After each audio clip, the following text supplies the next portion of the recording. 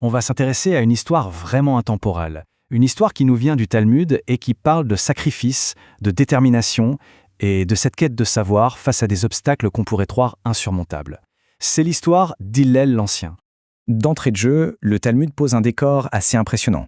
Il établit un enjeu universel avec une question qui résonne à travers les âges. Une question qui, au fond, peut tous nous interpeller. Pourquoi ne s'est-on pas consacré à l'étude, à l'apprentissage ? Et bien sûr, l'excuse qui vient tout de suite à l'esprit, la plus humaine, la plus compréhensible, c'est celle-là. J'étais pauvre, j'avais d'autres chats à fouetter, il fallait bien que je gagne ma vie. C'est une réponse logique. Et ce conflit entre les nécessités du quotidien et nos aspirations, c'est vraiment le cœur de ce récit. Et c'est là que le récit dégaine son argument massu. Hillel l'Ancien. Il n'est pas juste un personnage, il est le contre-argument ultime, l'exemple vivant qui vient balayer cette excuse. Sa vie devient l'étalon, si on veut, la mesure de la détermination. Alors plongeons dans le quotidien de Hillel pour voir concrètement ce que ça signifie. On va voir le sacrifice qu'il faisait, pas une fois de temps en temps, mais chaque jour. Imaginez un peu, le salaire de Hillel pour toute une journée de travail, c'était ça. Une seule petite pièce de monnaie, un tarpic. C'était tout ce qu'il avait, il fallait faire tenir toute une vie, la nourriture, le logement, autour de cette unique pièce. Mais là où ça devient vraiment fascinant, c'est sa discipline de fer. Chaque jour, il coupait méticuleusement ce minuscule revenu en deux. 50-50. La moitié pour faire vivre sa famille, et l'autre moitié pour payer le gardien de la maison d'études. Pour lui, l'étude, ce n'était pas une option, c'était une priorité absolue. Forcément, un système aussi précaire, il suffit d'un rien pour qu'il s'écroule. Et c'est exactement ce que l'histoire nous raconte ensuite. On arrive au jour de l'épreuve, le test qui va pousser sa détermination dans ses derniers retranchements. Et voilà, le grain de sable dans l'engrenage. C'est tout bête, mais aux conséquences énormes. Un jour, pas de travail. Et donc, pas de tarpic. Le pilier de toute son organisation quotidienne vient de s'effondrer. Et là, la conséquence est brutale, immédiate. Sans salaire, il n'a même pas de quoi payer la modeste somme demandée à l'entrée. La porte du savoir pour la première fois lui est financièrement fermée. Il se retrouve donc face à un mur, au sens propre comme au figuré. La porte est close. Pour beaucoup, l'histoire s'arrêterait là, non ? On rentre chez soi, déçu, et on réessaie le lendemain. Eh bien, pas Hillel. C'est ici que l'histoire prend un tournant incroyable.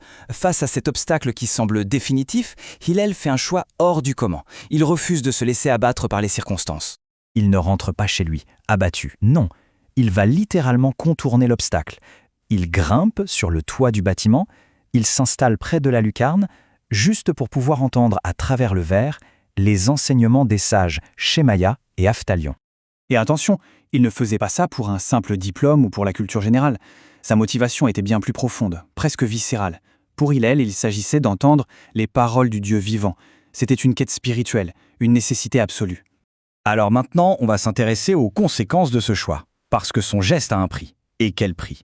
On bascule dans l'épreuve physique qu'il a dû endurer dans les conditions extrêmes de cette nuit d'hiver. Le décor est planté. On est la veille du sabbat, en plein cœur de la saison froide.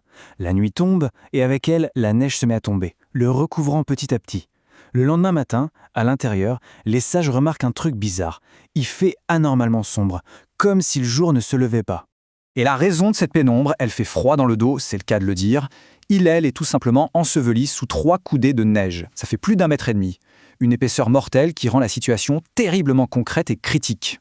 Et on arrive au climax du récit, le moment où Hillel est découvert, et surtout, la déclaration lourde de sens que vont faire les sages. Le contraste est juste incroyable. Dedans, ils sont perplexes face à cette obscurité. Dehors, un homme est en train de mourir de froid. C'est en levant les yeux qu'ils comprennent. L'ombre qui bouche la lumière du puits de lumière, c'est une silhouette humaine. À partir de là, tout s'enchaîne très vite. Ils se précipitent sur le toit, le déterrent de la neige, le descendent. Chaque geste est mesuré. C'est une véritable course contre la montre pour le réanimer, pour lui sauver la vie. Et c'est là, au milieu de cette scène de sauvetage, que les sages prononcent la phrase qui est vraiment au cœur de toute cette histoire. Ils ne disent pas juste « il faut le sauver ». Ils déclarent qu'il est digne que l'on profane le sabbat pour lui. Pour bien comprendre le poids de ces mots, il faut savoir un truc. Profaner le sabbat, c'est transgresser l'une des règles les plus sacrées du judaïsme. L'unique chose qui passe au-dessus de cette interdiction, c'est de sauver une vie humaine. Donc, en disant ça, ils ne font pas que le sauver physiquement. Ils valident son acte. Ils affirment que son dévouement absolu à l'étude est l'incarnation même d'une vie qui mérite d'être sauvée. Et voilà comment l'histoire boucle la boucle. Elle nous ramène à la question du tout début, celle du jour du jugement. La vie d'Hillel devient la réponse ultime. La pauvreté, aussi réelle et difficile soit-elle, n'est pas une excuse quand on la met en balance avec quelque chose d'une valeur inestimable. Au final, cette histoire, bien qu'ancienne, nous renvoie à des questions très actuelles, sur nos propres vies, sur nos priorités, sur ce pourquoi on est vraiment prêt à se battre. Quel est le prix qu'on est prêt à payer pour ce qui compte le plus ?